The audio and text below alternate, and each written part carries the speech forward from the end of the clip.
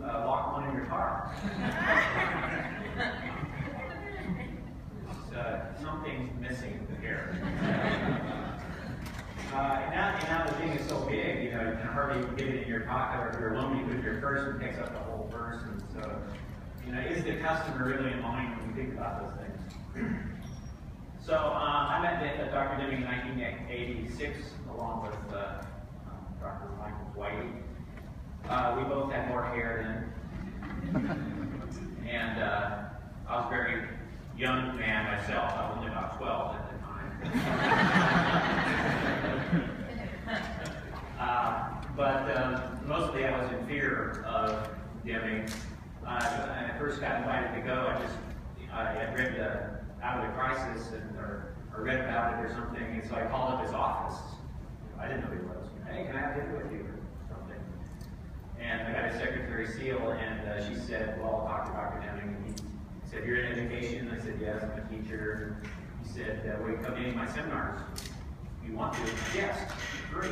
The time they were going for about $1,100 a pop, so I thought it's pretty cool. That's a third of my entire salary. To go to that thing. And the first time I went, I thought, you know, what does this, you know, old man have to offer educators, you know, not just manufacturing, you know, and helping business, you know, what does that have to do with education? And like Paula this morning, you know, one of the first things is, he said at the 4-day conference, are there any educators here? The conference I was at, and, you know, I kind of put my hand up and looked around the room, and I was the only one. There wasn't anybody else in that group. And so he took his personal time to humiliate me for the rest of his life. And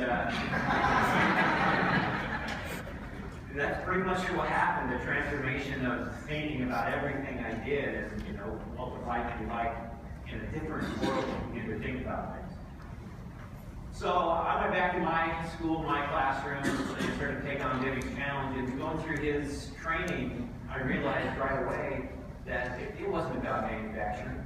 It wasn't about business. It was about learning. In fact, that was probably one of his greatest loves, was education, learning. He was a teacher himself at New York University.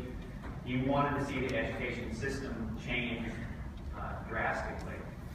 And I guess I was a guinea pig for that, so I worked hard trying to figure this stuff out. How does it work in the classroom? What do you do about this, etc.